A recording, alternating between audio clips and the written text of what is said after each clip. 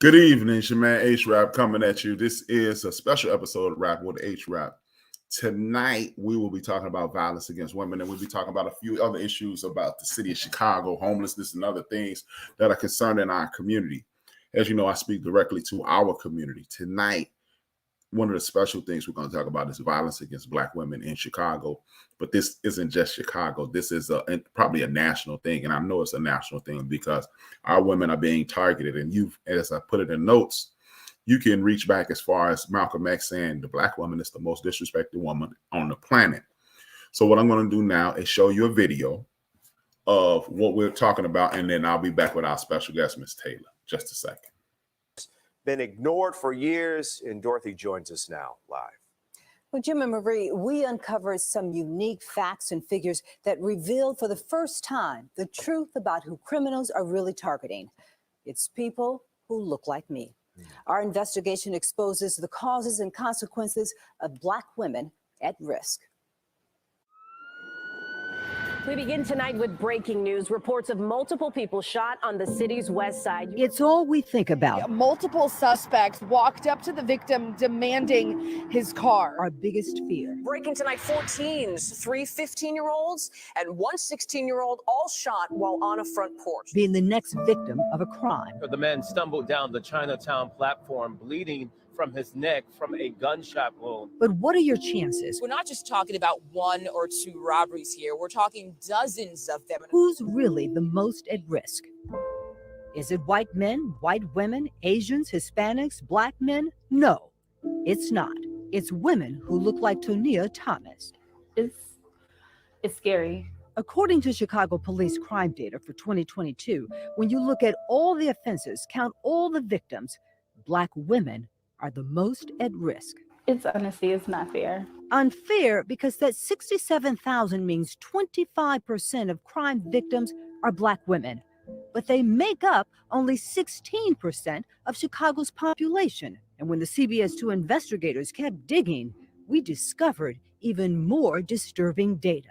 Black women represented more than a third of kidnappings, 35% of assaults, 38% of batteries, attacked and injured, 40% of rape victims. And let this sink in. Black women are 52% of human trafficking victims.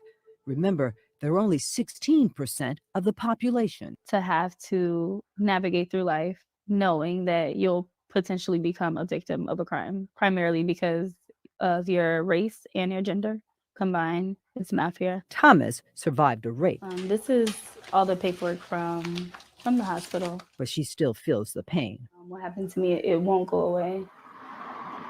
It happened here, this West Side apartment building, at a friend's party. I did have a couple of drinks, but nothing too crazy. Pictures of a happy, smiling Thomas were taken just minutes before she felt dizzy and went to the bathroom.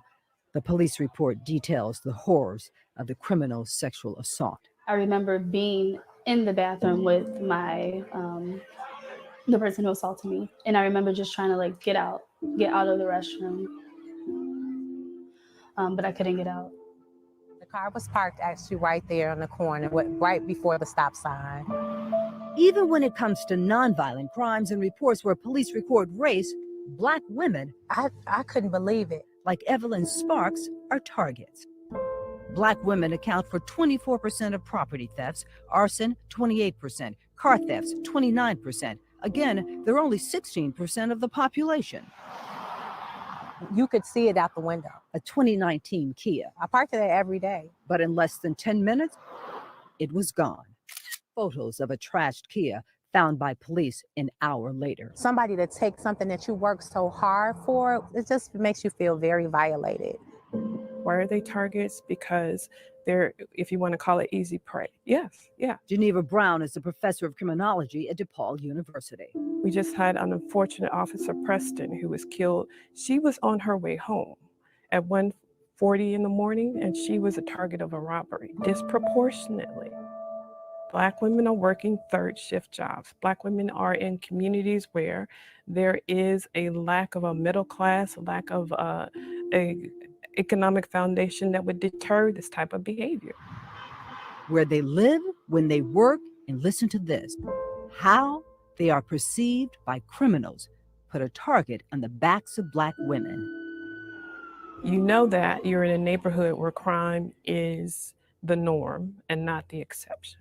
You're in a neighborhood where you know that the police are slow to respond. It creates that atmosphere where, unfortunately, you have people who feel empowered to become bolder or to continue to commit offenses until they're caught. Why does it always have to be me? When do I get a break? When can I have some peace? I hear those words quite often in the work that I do. Gabrielle Molden Carwell works as a trauma therapist, helping Black women cope with their emotional pain. It's disheartening and it causes self-doubt because something must be wrong with me. She knows the trauma of sexual assault, not just because she treats survivors. I've seen it in my mom. She's lived with it. I've seen it in my grandmother on my mom's side. I've seen it for myself. And how old were you? I was 12. In the year 2000, when this photo of a carefree little girl posed for the camera, masking her torture. It went on for about 6 months or so. I was angry. I was heartbroken. It's very aggravating. Rage keeps me up at night a lot. How long have Black women been overrepresented? The CBS 2 investigators went searching for answers. We looked at every crime, every victim, not just 1 or 2 years, not 3 or 4. We went back 21 years. CBS 2 investigative data journalist Elliot Ramos crunched the numbers. The stuff is buried in like statistical reports that come out every year. But it's here, the latest, pages 79 to 81. You got batteries, you got robberies. Ramos combined the crime data by day of week, by location type, with race, sex, and age from police reports. It was surprising at how consistently Black women in particular were over-indexed in relation to the population, like year after year after year. The revelation, Black women have always suffered more than others. A surprising fact? I was 16 when all of that was going on. No one suffers more than young Black girls under 18. A perfect picture of a thriving high school junior at Little Village until she dated the wrong boyfriend. I remember like him grabbing my arm and he swung on me and hit me. He was very violent. He was very mentally abusive. All of that was very traumatic. From 2001 to 2022, for every white girl attacked and injured, there were 18 Black girls hurt. I decided like I wanted to take some pills. I no longer was getting the A and B's that I wanted. So if my grades began to drop, I felt very burdened. And so I no longer wanted to feel burdened. I feel like this is just as bad as the war on drugs, right? Like everything went shut down for that. But what about these crimes? But for Black women disproportionately targeted by crime, there is no special task force, no mayoral commission. We talk about big picture stuff. We talk about, hot topics, but Black female victimization is not a hot topic. And Brown adds, no public outcry to address the core causes. And I think that this is a conversation that needs to be had. We've been counting CTA attacks, and this one marks 8 in the past 10 days. As a Black woman walking into the world, Some of the 14 wounded are still in the hospital. every day and knowing there's this high probability that something's going to happen to me when I leave the house. And it's like, do you even leave home? But we have to. We can't, live a life where we're sheltered, but why should we have to? Here's a sad reality. The data shows that Black women are the most victimized group in Chicago, not just this year, but almost every year for the last 2 decades. Now, this is the first in a series of reports. In the future, we'll look at where these crimes are taking place and what might be done to address the problem. Jim and Marie? Incredible.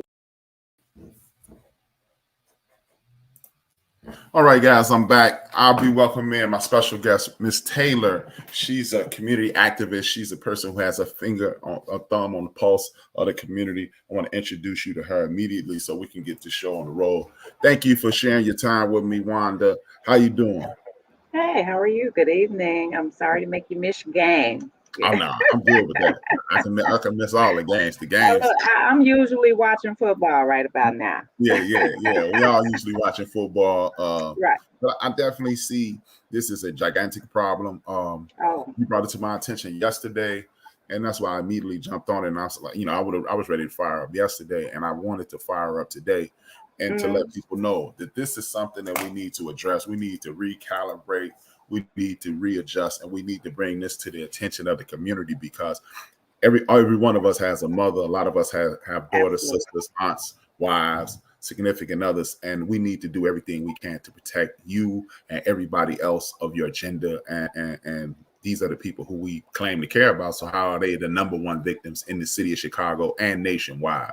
As I stated in the preface of the show, at the beginning, at the top of the show, this is a problem that's been going on that even Malcom X, the great Malcom X, the ancestor Malcom X, addressed it, saying that Black women are the most disrespected women on the planet. So with that being said, that's why I brought you on today, so we can have this conversation, so people will be able to address, bring attention to this problem.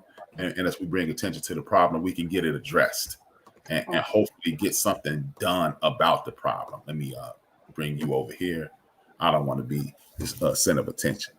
There you go. Okay. It's okay. This is your show. This is your show. But I want to thank you for listening to the live on yesterday. That's why we spoke. Let's give I want to give a little background. Okay. So on yesterday, I did a live on my Facebook page. I really don't do too many. But there was an incident here in North Lawndale where I live. There was a baby, 11-year-old girl who was assaulted by two adult women. And it made the news. However, many people in the neighborhood still did not know about what happened and didn't know of the severity. Hold on for a second. I'm going to get this light because it's okay. Sorry about that. So a lot of people still hadn't heard what had happened. So I'm gonna give a little background. During the Mexican Independence Day celebrations, a young 11-year-old young lady decided to walk her puppy in the area I call the middle, but it happened in North Lawndale, and the way that North Lawndale has set itself up, because we are segregated. We have a African-American side to the neighborhood, and we have a Hispanic, Latinx side to the neighborhood. But let me just say, the majority of that side is Mexican. So we all know it to be South Lawndale, and that's where you're going to find a little village in that area. But we also have a middle. And so when you get to about 18th Street to 23rd Cermak, it's really mixed. So there are Black and Mexican people in that area. We're very, very mixed. Now, there are other people who live there, but the majority of the people in North Lawndale are Black and Mexican. Okay, right? So the baby lives in the middle, what we call 19th and Spalding. Dead in the middle. Okay. Decided to walk her puppy during the Mexican Independence Day celebrations. So we all know what happened. They get to have a good time. They having parties. They got their flags. They having a good time. So the baby didn't understand that she may or may not be in danger. People may or may not be intoxicated. I'm trying not to be, but it wasn't a good situation for a child to be in, trying to take care of a daily task. But this is where we find ourselves. The young lady was told by her neighbors to get her behind on, was assaulted. but she was brutalized like she was a grown woman. Okay. I'm not even mentioning race at this point. I'm keeping it at 2 adult women jumped on an 11-year-old child and assaulted the dog, stomped on the dog too. Busted baby. I mean, they did a job on her. She's had 2 plastic surgeries. They bust her in her eye with a bottle. They broke her nose and they were stomping her. Now, with that being said, you want to bring into the mixed race. So the 2 young ladies who assaulted her were Mexican, and the young lady was African American. She was Black. So moving forward a little bit, the mother took care of her baby, then goes back to the building to let them know, calling the police or whatever. Police took 30 minutes to get there for whatever reason. You could nobody move, right? That's another issue you might want to talk about on your show, how it ties up traffic, but they couldn't get there. So 30 minutes later, the police show up, mother's trying to take care of child, etc., so on. Because she did report, the boyfriend of the ladies who assaulted her started to terrorize the mother. Now, let me also say that the boyfriend is African American, right? Oh, yeah. So, again, this is all not tied to race, but it is, right? But you have, and these are neighbors. These are neighbors, Brian. These are not like strangers. That's why I had always said this was a personal beef that should have been taken care of by the police that day. However, for whatever reason, it was not. So here we are 2 weeks later trying to get upgraded charges because the young ladies were saying some very racially charged things while they were beating this baby. Okay. And the community is now saying, since you have not taken care of this issue, we are, which is scary because we are a very segregated issue and we have issues here because we are also impoverished. We are under-resourced and we have gang activities, block cliques. We have it all here. However, the Black side of North Lawndale was not happy at the way this was handled. And so I've seen some disturbing things, which has caused me some concern and which has caused me to kind of start speaking out because this could have been handled in a different way.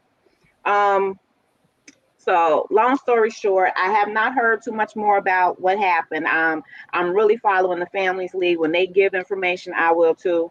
But from what I'm hearing, the family had to leave their place of residence, had to leave because they were being terrorized by this.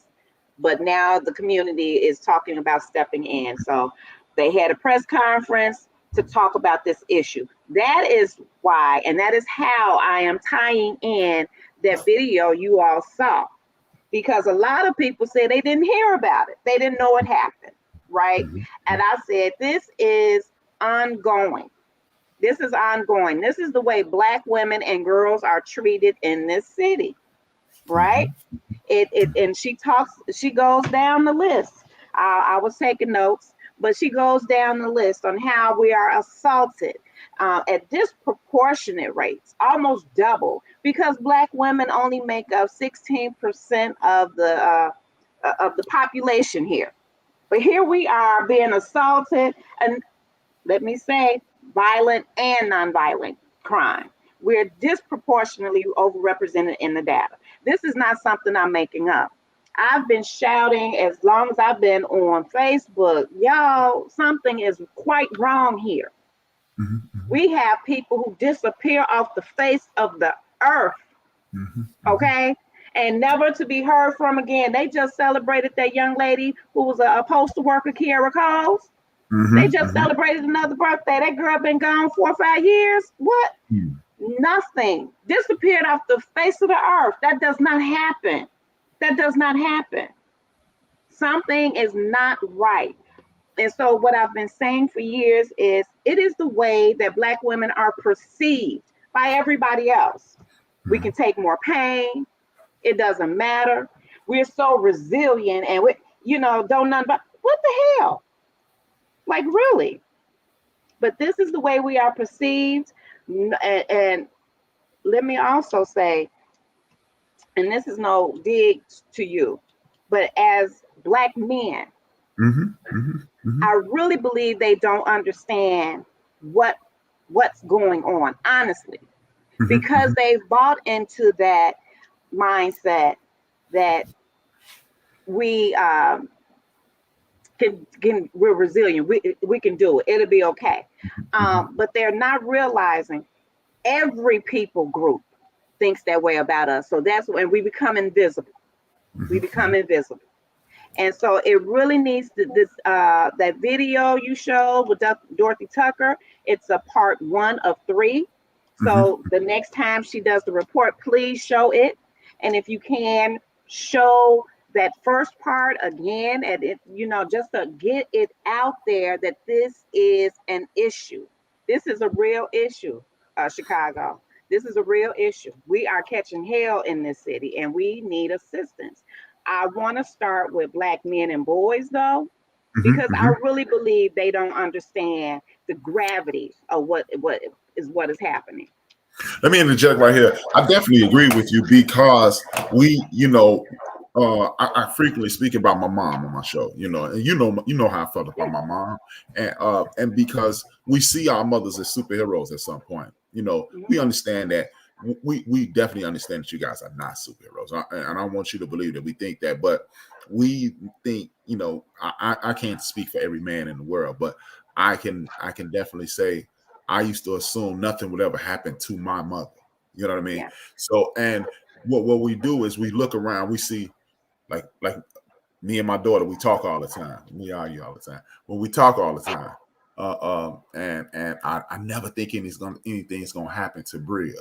I never think anything's gonna happen to my sisters. I never think anything's gonna happen to my nieces. And until I saw this report and realized that, like you said, Black women make up 16% of the population in probably the most segregated city in the United States of America, right?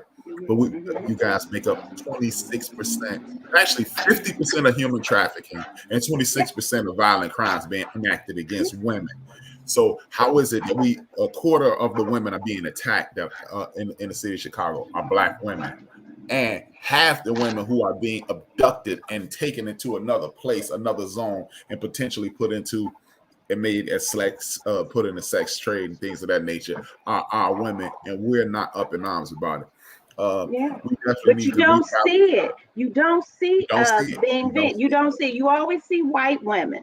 You always see white girls. And this is no dig, because yes, if my baby got snatched or whatever, I'm going all out. But you don't see us as victims, and that is part of the issue. We are not perceived as victims.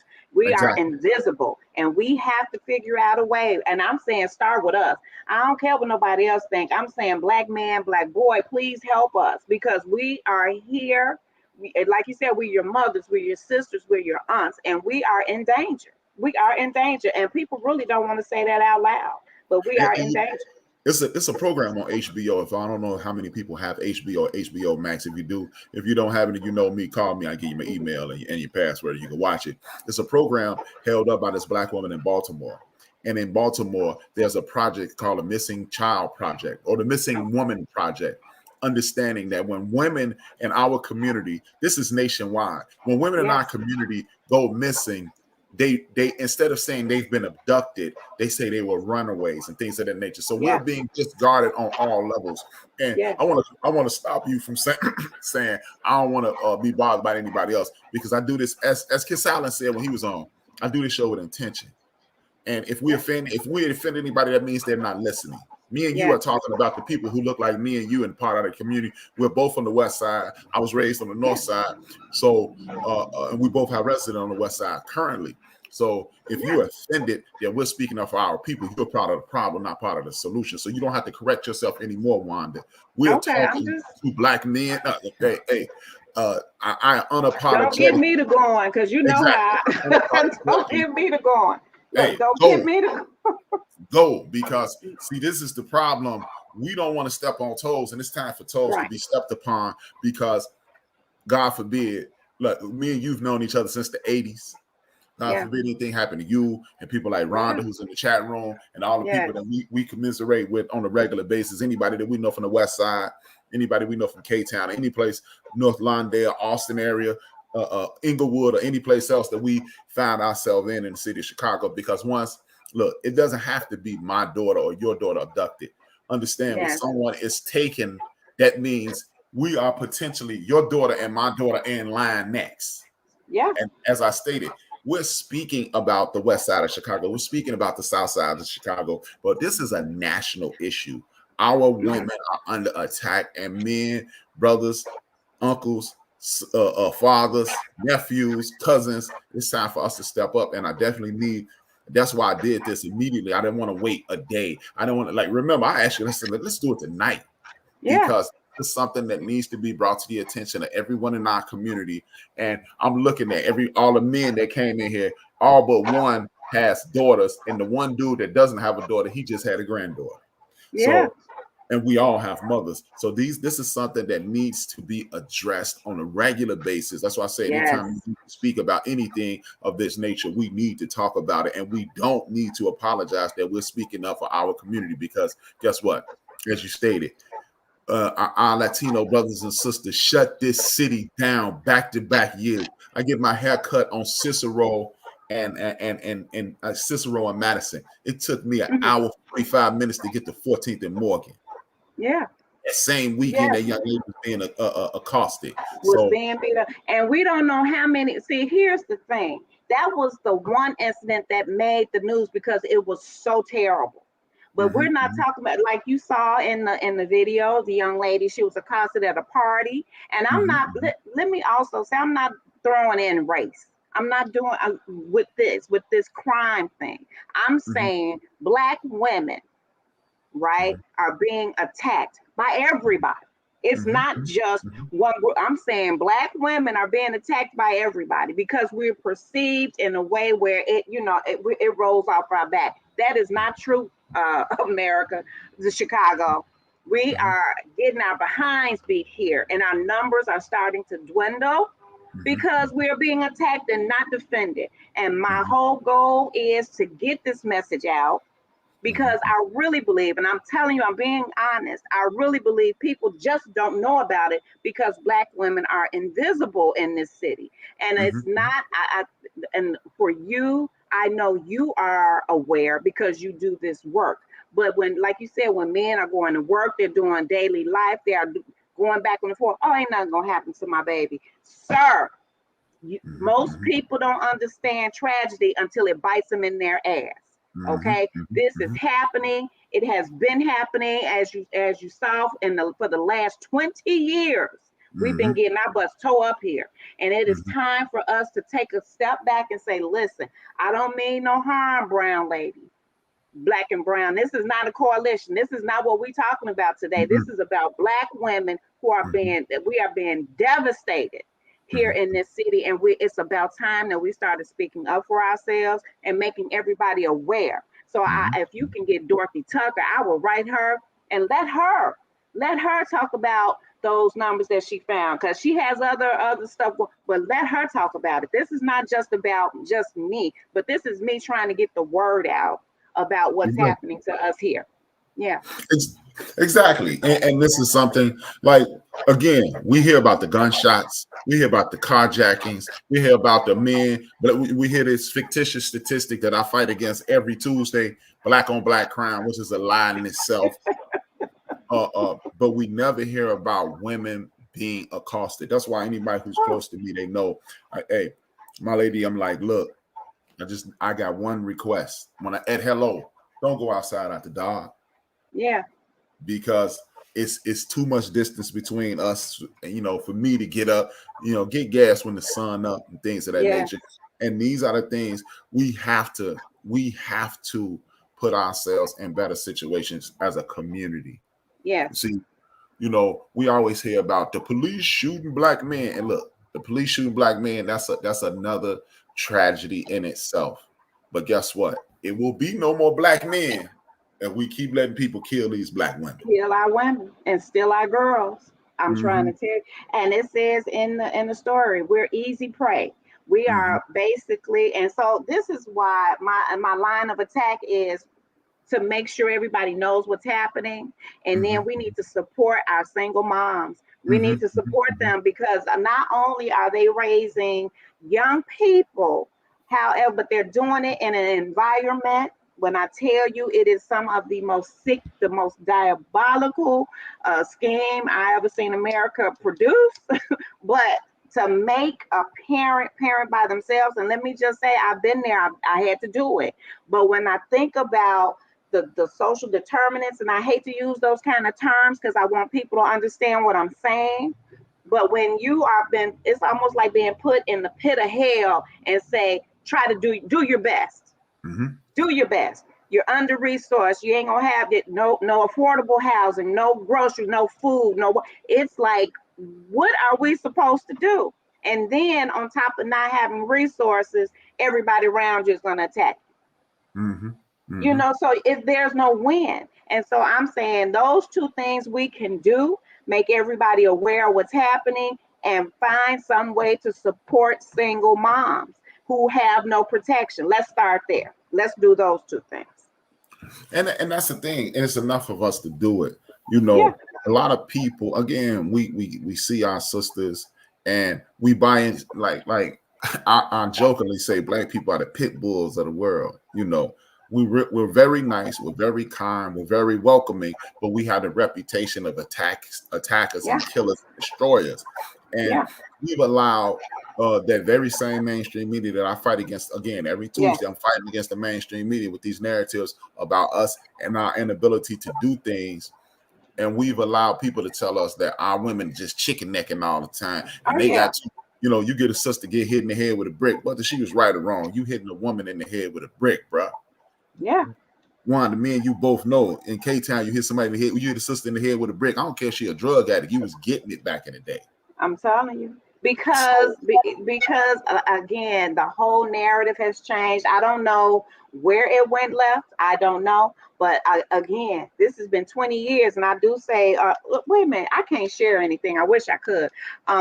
Send it to me. I'll share it. Or let me know where I can find it and I'll share it while you talk. I'll pull it up while you talk. Let me find it. Hold on, because you know, jail population. So you want to go to Cook County Sheriff .gov, but you really want, I think you can just type in jail population, Cook County jail population for today's date.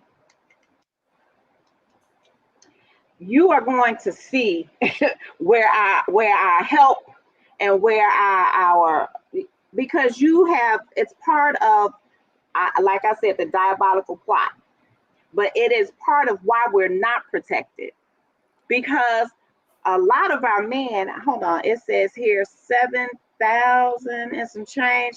Okay, 7,100 people are in custody. 5,000 are men. Are in custody, in physical custody, meaning they're in the facility. Have you been able to find it? It's the sheriff. I'm pulling it up right now. I'm trying to get it to the SharePoint in a sec. So when I tell you, we have to fight on every level to get our assistance. Literally, we have to fight. Also, well, you know what? That's not it. Hold on. It's a very easy. It's almost like an infographic. It's a Cook County Sheriff.gov. It's almost see if you can pull up the sheriff's daily report, 9/22/2023. All right, 1 second. Keep talking. I got you. Okay, so like I said, if you go to page 2, where it says in confinement, 94.2% of men are in confinement. Of that 92%, 73.2 are Black men. Our people in jail. I mean, our help is in jail. Our help is away from us. And a lot of them are being detained erroneously. A lot of them are being detained erroneously. They shouldn't be in these alleged houses of. They should be in a situations to whereas we should be taking. You know, they like people got upset. I can't even describe how deep this goes. There is some truth to when they talk about how Black men were pulled out of the family structure back in the 70s, but I'm telling you, it happened before then.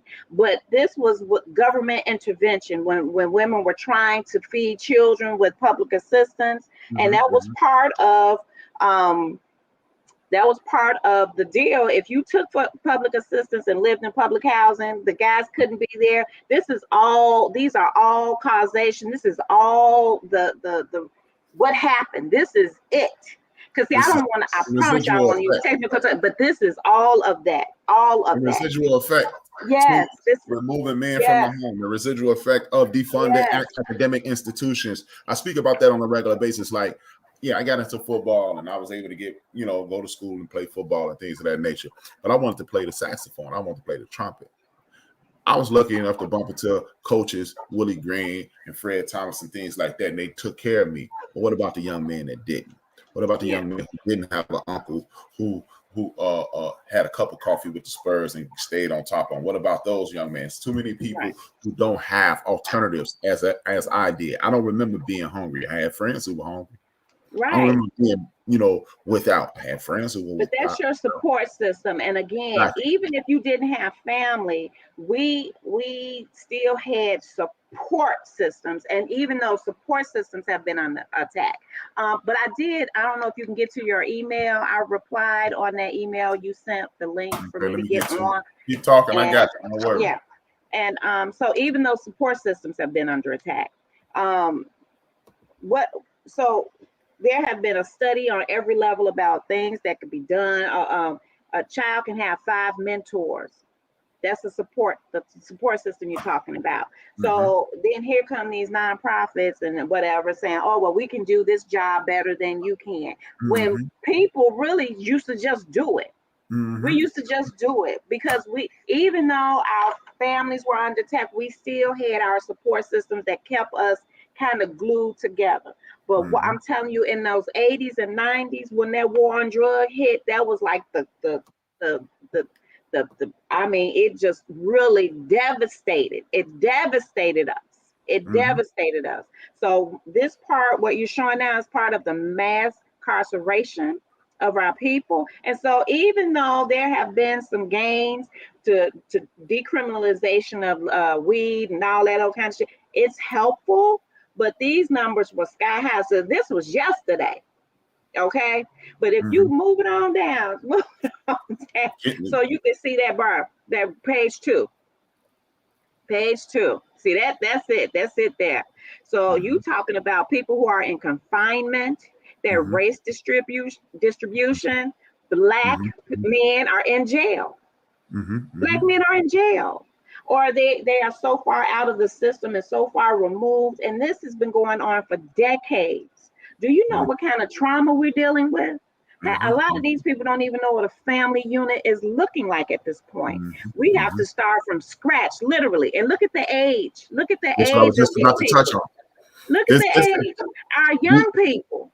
And that's what I was just about to say. The first thing I looked at was the age is 24 to 34, 25 to 34. Those are the war. That's the warrior class. That's the protection age of men. They are protectors. Those are the fighters right there. And how many times do me and you turn on our news on a regular basis? How many times do we open our newspapers and look at Chicago, sometimes Chicago Tribune, and we see 8, 9, 10 young men being released on a monthly basis for being incarcerated for 3, 4, 5, 6 years for crimes they did not commit. Did not do it. It don't take no 10 years to get a fucking DNA, but this is what we're dealing with. And this is part of all of this, is part of the entire scheme of it. Get the men away from the women. The protectors get them away from them, and we can have our way. We can have our way. You know, I just, it's diabolical. It's diabolical. And these are the things that I speak about on a regular basis. And a lot of people think that I have zero. I'm holding people with very little accountability. Look, I made mistakes. You made mistakes. We've all done things that maybe we should or should not have done. We learn and we move forward. We have too many situations in which our young men, if they make the same mistake, for example, the young man in Stanford, he was literally caught in the act of sexually assaulting a woman. A judge that went to the same university he went to said, I don't want to ruin his life and let him walk for rape. I'm not even going to say, I'm not going to keep it real sexy and say sexual assault. He raped that young lady and went home and is still home. And our young men make small mistakes. You get caught with marijuana. Yeah, is marijuana illegal? At the time, was marijuana illegal? Indeed, it was. But it is not that is not set the floor for causation of incarceration for multiple decades. Yeah. No. We still have, and this is jail. We're not even talking about prison. This is jail. This is jail. And we're not going to even go back them 20 years. You see, this is generational. And so all I'm saying is, if we can just start small and just say, listen, Chicagoans, this is what is happening to Black women here. And I understand this is a national issue, and yes, it is. I call it an ebony alert. Ebony alert, not amber. This is an ebony alert. Black women. I don't mean, and let me just say this. I know I'm not apologizing, but I don't want to connect brown and Black people today. I do not, because we are not being affected on the same level. Look at that bar graph. Look at that bar graph. It's not the same. It's not the same. And Black women, Dorothy Tucker, I mean, again, play it when you got time, go over that video and look at those numbers. It is not the same level of effect for brown women. We Black women are getting our behinds kicked out here. We need assistance. We need help now. So if y'all don't hear anything I say today, people in Chicago, Black people in Chicago, start talking about this. Because I'm telling you, one more thing. So I had a real issue with politics for the last couple of years. I've been really moving away from it. I've been the biggest supporter of Black people trying to get into political situations, but I always ask, could you please start talking about this? Please. If anybody want my daggone vote, this is going to be an issue. LaShawn Ford, Tara Stamps, all y'all over, Emma Mitz, all of y'all over here out west. I got Monique Scott. Listen, this is a effing issue. If y'all want Black women to vote for y'all, they got to be here to do it. They got to be here to do it. Make this a part of your platform. Help us over here. We're getting murdered over here. We need help. We need help. And this needs to be, streamed everywhere. Let's talk about it. Because anytime anybody getting voted in, or in these pastors, most of your congregation are Black women. Most of your, and y'all ain't saying a word. Dorothy Tucker talked about it in her thing. There's not a task force. There's not even a poster nowhere talking about it. But here y'all come with hat in hand. Can you please vote? No more. No more. You want us to vote? Start a task force. Let's get this talked about and around this city, and let's get some help for these Black women. It's past time. It is past time.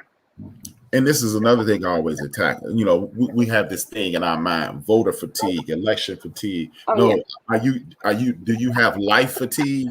Because if you're sick of talking about elections and voting, well, you sick of living, because if you don't have any advocates, nothing is going to happen. And we can, another thing, we have to, like you name people. Tara Stamps, we grew up with Tara. That's my girl. Ford, he's doing good work. Do it. Now, see, that's why I named them, because I know they will do it. I know they will do it. And it ain't got to have nothing to do with me. Put this on your platform, people, because y'all seem like you all are the most open and who understand what's happening. I've seen them both do things. That's why I said it. I'm not that familiar with Monique, but I'm gonna go over there and start talking to her as well, because in our areas, on Keelan Roosevelt, Monique, yes, Monique Scott. And so she's I'm talking about black women. I'm talking about black women, because me and Miss Lightfoot, Ford, whatever, you know, she had a whole nother agenda. She had a whole nother agenda, and I wasn't, listen, I'm gonna get out your way, because I don't argue with nobody about, no, but I just know it wasn't a priority. And I know those two candidates, it wasn't a priority. So I couldn't get behind anybody. I'm gonna be honest, I couldn't get behind, because nobody said a word. Right, and they said a word. Don't come ask me for my vote. Please don't. And that's the thing. We keep allowing these people to talk about poverty and incarceration. What we need to be talking about is safety in the community, and the ability to create entrepreneurial opportunities, because opportunities begets less crime, and less crime begets less victims, and less victims creates a powerful community, and a powerful community creates protection for the women that are in that community. We have this fictitious civil war going on, black men versus black women. You watching this stuff on social media. Look, there is no civil war. If they kill one of us, they kill both of us. And that's just we did. We did. We can't do nothing. I can't do a thing. I can't birth a child without a man. I need him for that. I need that. And I was like, I don't understand why we are having such a hard time with basic concept. We need each other. We need each other. Every time I open my mouth, oh, you need to stay in a woman place. Sir, this is 2023. We need to cut it out. We can have that conversation later. But both of us ducking these damn bullets, dude. Indeed. Both of us ducking. Indeed. We and that's the thing. And instead of just having this foolish conversation about who places where and what are you bringing to the table, and because they're about to take the table away. Yeah. You spoke about 100,000 people from Central America about to be imported into our community, which will remove more funds from our community. And we are sitting around watching it happen with our arms folded, saying, see? Yelling at the TV. Don't understand strategy. I just saw a notice, something from one of your viewers talking about me voting. I said I didn't vote for mayor. I vote with strategy, and I vote issue. I don't play them games. I know what I'm doing. I know what I'm doing. And if more of us voted with strategy and voted with issue, a bunch of these jokers wouldn't even be in here. A bunch of them wouldn't be in here doing the fool. And see, the beauty in Chicago is we outnumber everybody. Period. No, if you want to get in office, you got to come through black folk. And see, here's the thing. I say, even with your neighbors coming in, they can't vote. They can't vote. Not even if they are legal permanent resident. They can't. They got to be citizens to vote. So they can bring them all in, unless y'all changing the Constitution. So you all have an issue. And with these babies that are being born, that's another 18 years. You still got to deal with me. So I deal with issue. Don't come with me with the vote, man. Please don't go there with me. Another thing about Chicago, if you're a convicted felon, you still can vote. Once you leave the penitentiary, you reinstated as a voter. So again, we must organize, we must galvanize, we must move forward. And we must give accurate information. You got to teach people that shit. I was like, please don't. I vote with strategy. Let's have strategy sessions, because now the way the elections are done, they sit down and say, well, we know these people are not going to vote. How many votes do we need to turn out so we can do this? I trust me, I sat and watched all of it. Vote with strategy. Stop the vote or die. Vote for what? Where we at? What we doing? We ducking bullets. We got people in here who go their ass home to their second home and don't stay in the neighborhoods where they live. Please don't. Please don't. Not here. No, sir. And these are the topics that we need to be. This is what I talk about on a regular basis. And people need to grab hold to this. Complaining to Wanda, complaining to me, complaining to Kisala, complaining to Rhonda, unless all of us gonna bring 5 people to the meeting. It don't make a difference to complain. We need to be complaining in groups. They had the city council meeting on TV yesterday. We should have been tapping in. We can tap in via social media. We can tap in. If you can watch Housewives, you can watch Love and Hip Hop. We know what You can Scrappy watch doing. that. Oh, fuck. You I got don't time. who? You have time. Yeah. But And I see- was like, and so even if you can't get down there, you can still send emails, you can still send letters, you can still make your voice heard. What's irritating me most about this whole, and I know I'm getting off topic, but what irritates me most about these people talking about the brown people that's coming from Central America, nobody's talking about the Europeans who got the 70 billion. Say it again. Not a 70 billion. And nobody's saying nothing. And you don't see not one European talking about they finna be sitting in somebody's police station, sleeping on the floor. They don't do that. That's not how that's working. But they get the same benefits, those same VTTC dollars that the brown people are getting. So y'all need to go learn something. Go learn something. Tell him to stop telling me I don't tell people not to vote. I vote with strategy. I vote for judges. I vote for people. I just didn't vote for mayor. Tell him to stop it. And we can have a debate. We can have a debate in the strategy session. But I don't not tell people. I'm the biggest trust and believe. Exactly. Please.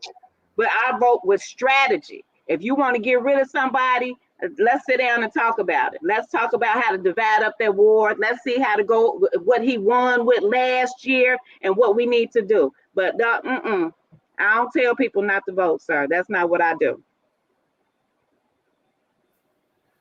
But the thing is, as what really bothers me is this.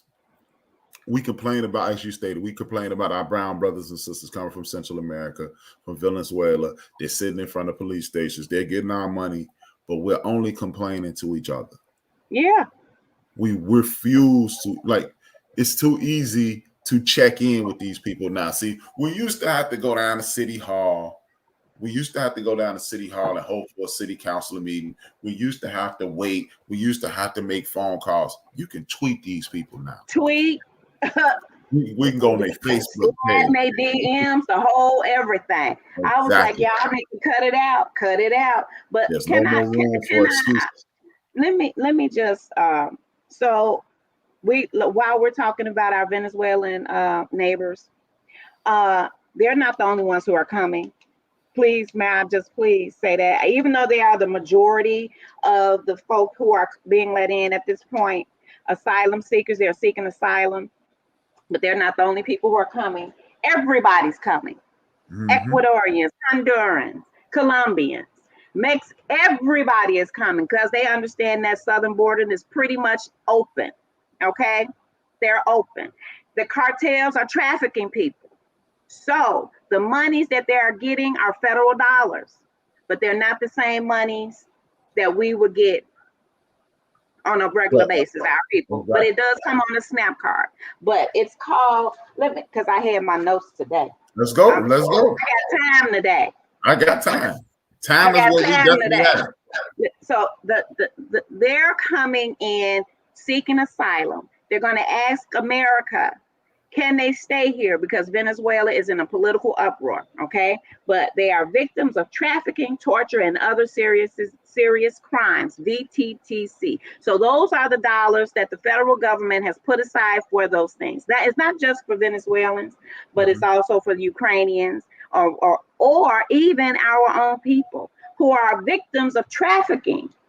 Now, we just talked about the 55% of the women who are SNAP, or 52%. That would be for us as well. So they just found a pot of money that they can use to take care of these people while they're seeking asylum, okay?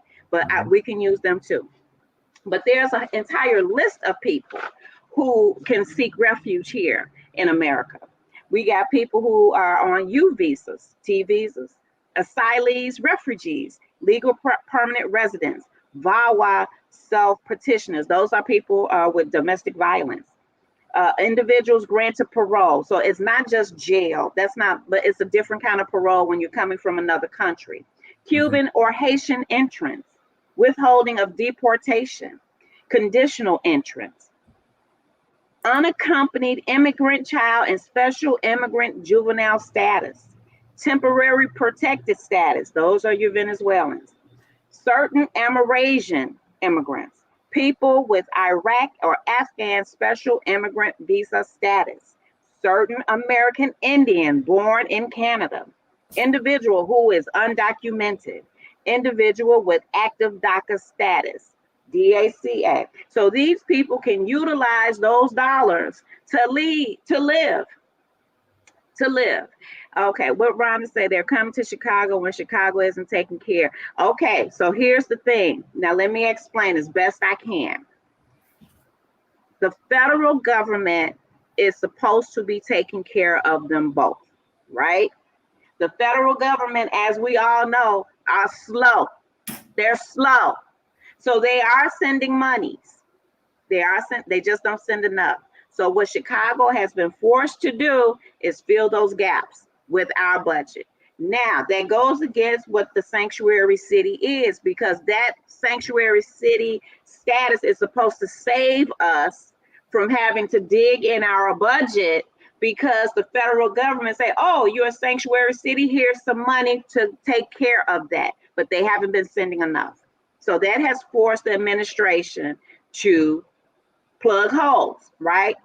Okay, so that's where you as a voter, you as a taxpayer can say, hey, wait a minute, y'all gonna build 10 cities for the people who are coming and who are here. You build 1/10 for them, you build 1/10 for us. We're not saying don't help. We're saying take care of everybody. That's all you gotta say, but you have to say it. You cannot be afraid to say homeless, because most of the homeless population out of the 65,000 that are here, 73%, 63 to 73% are Black men and boys. They're Black people, okay? So with the people who are coming in, it is changing those numbers. So even with the 15,000 that we have here now, we're still 63% of the homeless population, okay? And that means doubled up. That means unhoused. That means unsheltered. That means the entire gamut. Most of the homeless people in Chicago are Black men and boys people. So when you hear them say homeless, that's code for Black people. Okay? So let's just be clear what that is. Now, again, we get federal dollars to help us with that. It's just that a priority has been put on these people coming in, because they are in front of the jail. I mean, the police stations. They're in the airports. They're on the ground. But I remember when Black people, I'm saying homeless, when homeless people did that, you got put off the train, you got tickets, you got your ass thrown in jail, you got beat up because you could not go into a police station for shelter. You couldn't do it. You can't do it. You can't sleep in the park. You can't do it. You can't sleep on the train. You can't sleep in the airport. You can't do it. So what Black people are saying is, show us the same grace that you've shown these people who are in trouble. These people are being trafficked. You got to hear some of these stories. They're horrific. They're horrific. 3 and 4 months walking. They're not they're not flying. They're walking. Okay? They're being trafficked. They're being raped, murdered. Listen, this is real shit. My heart goes out to them. But I also say, you're choosing to come here to a place where people of color are not treated fairly. And I don't think they should get priority over people who are already in the street, who are already in the cold, who are already hurting. You don't mistreat them, or you don't go bypass them because somebody's coming and say, I need help too. No, sir. No, sir. But I wish I could help everybody. And I know that's not the manner and what's going on, because those borders are open. And the people, the officials in Texas are saying they coming, whether you like it or not. So it puts the administration in a bad position because you can't say, oh, we're a sanctuary city and not take them. Until you need them. Right. So I'm just saying we're in a bad position. We are in a bad position. However, I'm saying split those dollars in half. Split them in half. Take care of your people and them. And they said that's what's going on, but I'm just saying people on the ground level, that's not what we're seeing. If you're talking about 10 cities for people who are coming and who are here, that means for everybody. That means if a homeless man walks up to that 10 city and they're in line, that means get in line and go in the tent and go sit down. Exactly. That's what I'm saying. And see, another thing is this: we don't galvanize enough, so we can't tell these people what we need. We continue to look at our homeless people. We look down at them, look down our nose. What he's probably gonna get high. I'm not gonna help him. He should be better. Instead of doing that, can I please stop you? Let me just say, we look at homelessness with a stigma. We're not looking at this situation through the same lens because, again, you're looking at these people who are coming from hell with grace and mercy. Oh, let me help them. But you look at us. Well, why your ass ain't got a job? Why you sitting outside begging? So it's not even the same lens you're looking at this issue through. But go ahead. No, that was my point exactly. That was my point exactly. How is it that we can look at our brothers and sisters and say, why didn't you? And look at somebody and say, you let me help you so you can. You don't know what the circumstances are that this person was put in, that put them in the position that they're in this horrible situation. I would argue, a reasonable mind can infer that nobody in the history of the world said, I'm gonna wake up and be a drug addict, I'm gonna wake up and be an alcoholic, I'm gonna wake up and be homeless. Absolutely. So when you see those people struggling, why don't we as a country, forget the country, why don't we as a county, Cook County, say, hey, what we're gonna do, we have all these empty schools that the dude, what's his name? Ron Vallis. Ron Emanuel, Vallis, all of them. Paul Vallis, Ron Emanuel. Y'all shut down 100 public schools. Well, guess what? It's people who are living in a month.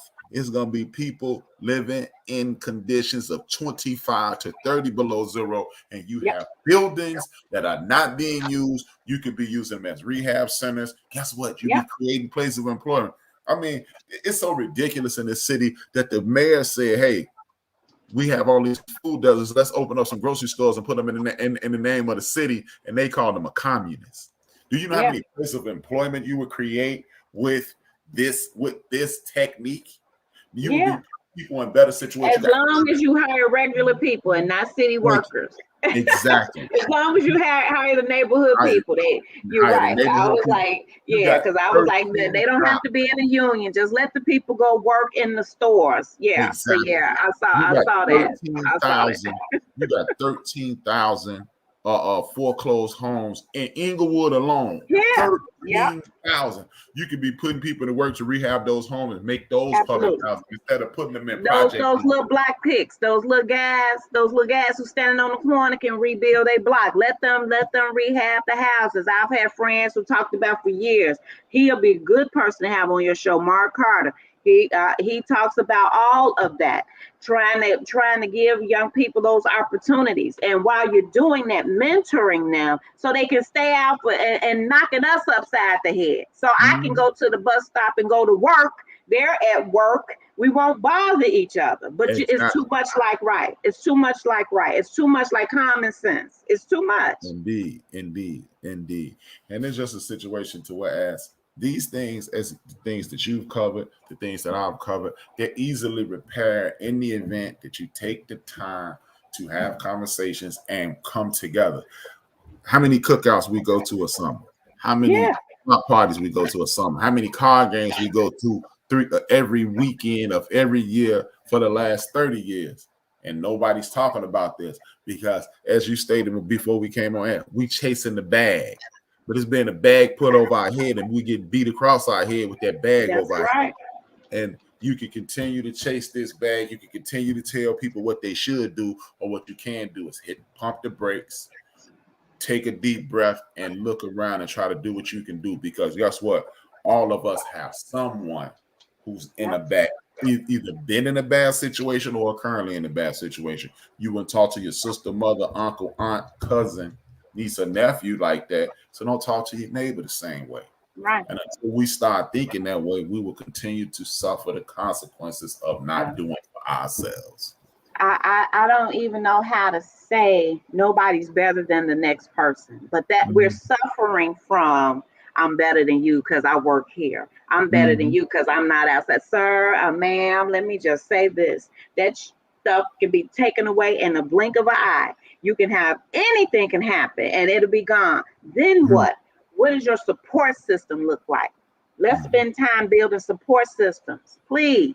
If we don't do nothing else, let's learn how to support one another so that when these rainy days come, and they come all the time, we can support one another till the next one. And you will have your built-in, so you wouldn't even need to have to ask people outside of our community, of our community. And ironically, that's exactly what day before yesterday's program was about.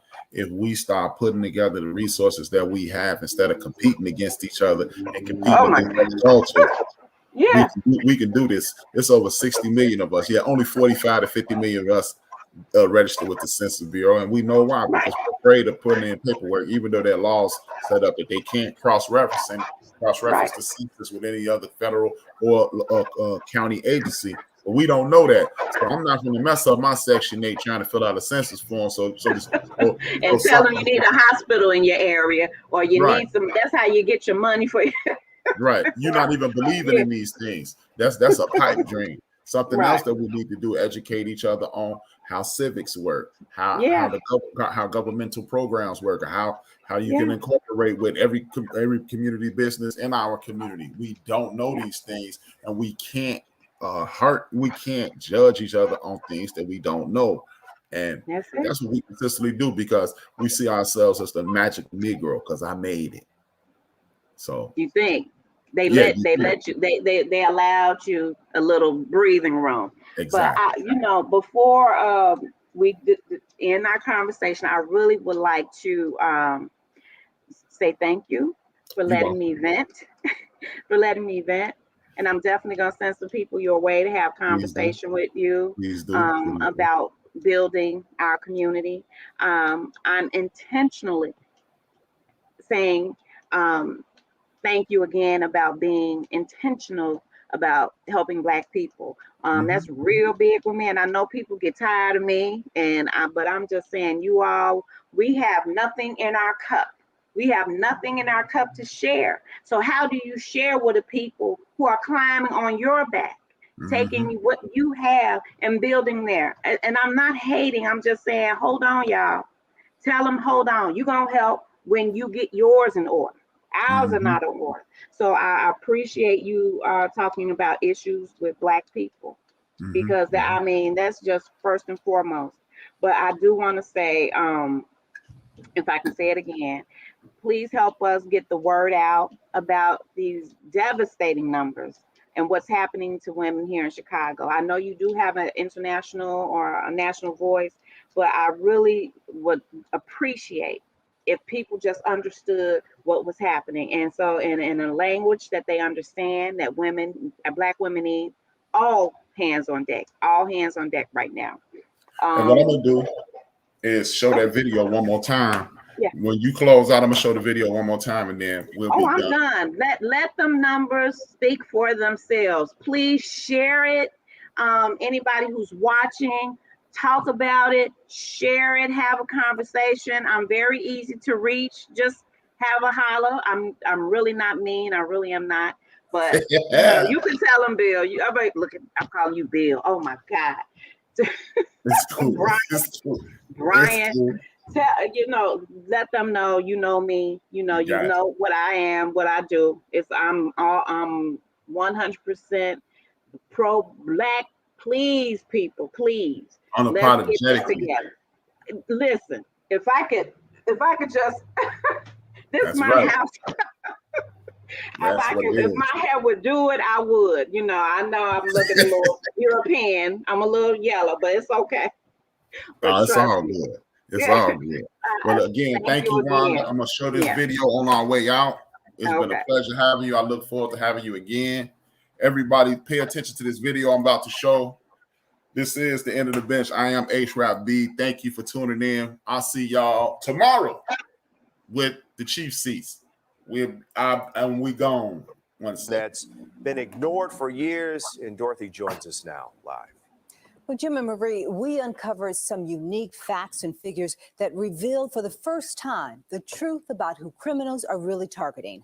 It's people who look like me. Our investigation exposes the causes and consequences of Black women at risk. We begin tonight with breaking news. Reports of multiple people shot on the city's west side. It's all we think about. Multiple suspects walked up to the victim demanding his car. Our biggest fear. Breaking tonight, 4 teens, 3 15-year-olds and 1 16-year-old, all shot while on a front porch. Being the next victim of a crime. The man stumbled down the Chinatown platform, bleeding from his neck from a gunshot wound. But what are your chances? We're not just talking about 1 or 2 robberies here. We're talking dozens of them. Who's really the most at risk? Is it white men, white women, Asians, Hispanics, Black men? No, it's not. It's women who look like Tonia Thomas. It's scary. According to Chicago police crime data for 2022, when you look at all the offenses, count all the victims, Black women are the most at risk. It's not fair. Unfair because that 67,000 means 25% of crime victims are Black women.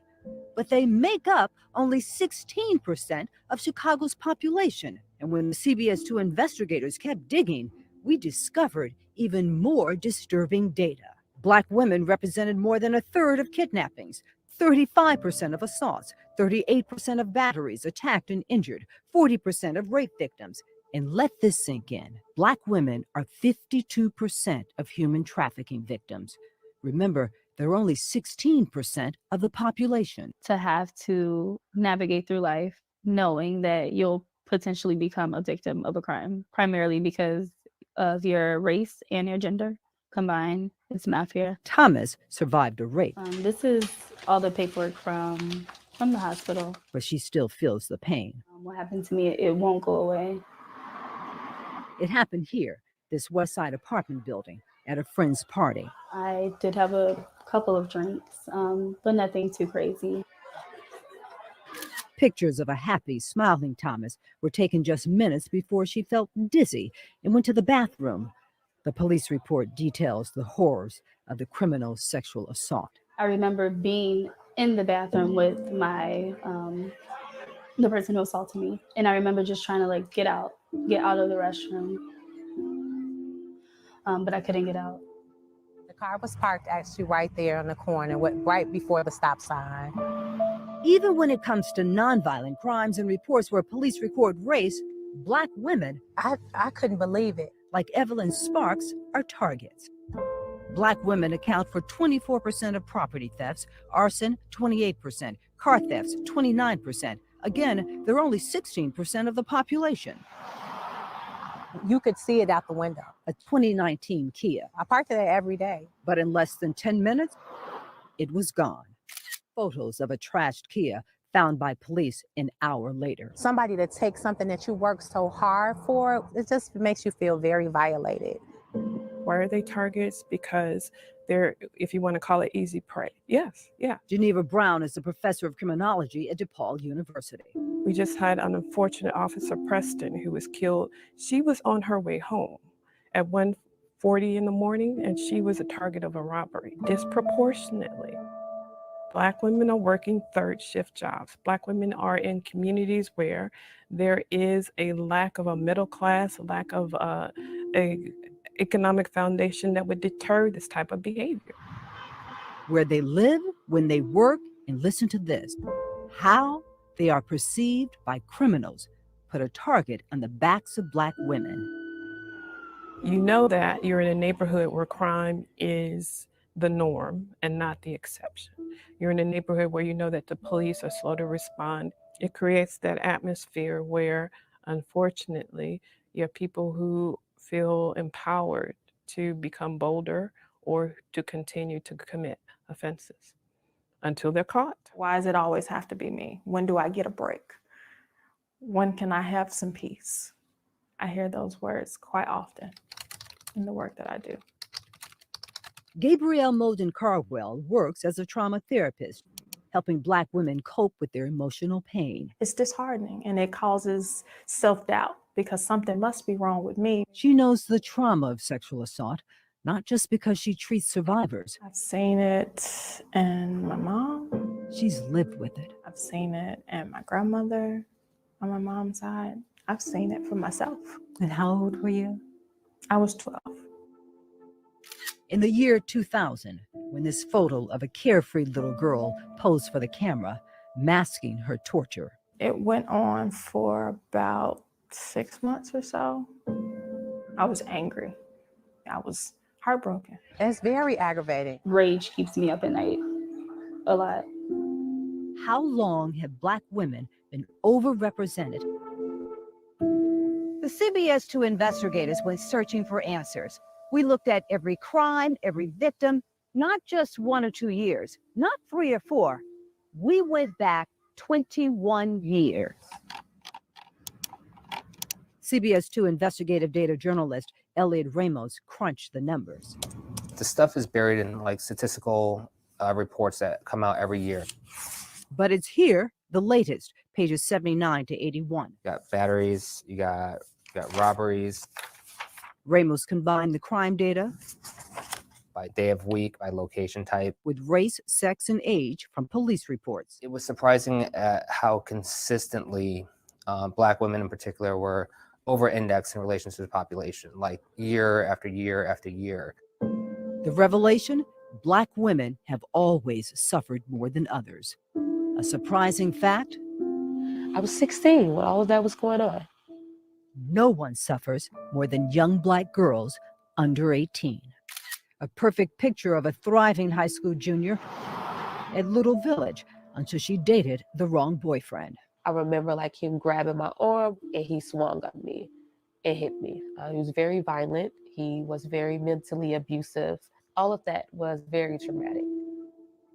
From 2001 to 2022, for every white girl attacked and injured, there were 18 Black girls hurt. I decided like I wanted to take some pills. I no longer was getting the A and B's that I wanted. So if my grades began to drop, I felt very burdened. And so I no longer wanted to feel burdened. I feel like this is just as bad as the war on drugs, right? Like everything went shut down for that. But what about these crimes? But for Black women disproportionately targeted by crime, there is no special task force, no mayoral commission. We talk about big picture stuff. We talk about, hot topics, but Black female victimization is not a hot topic. And Brown adds, no public outcry to address the core causes. And I think that this is a conversation that needs to be had. We've been counting CTA attacks, and this one marks 8 in the past 10 days. As a Black woman walking into the world, Some of the 14 wounded are still in the hospital. every day and knowing like, there's this high probability that something's going to happen to me when I leave the house. And it's like, do you even leave home? But we have to. We can't, live a life where we're sheltered, but why should we have to? Here's a sad reality. The data shows that Black women are the most victimized group in Chicago, not just this year, but almost every year for the last 2 decades. Now, this is the first in a series of reports. In the future, we'll look at where these crimes are taking place and what might be done to address the problem. Jim and Marie? Incredible.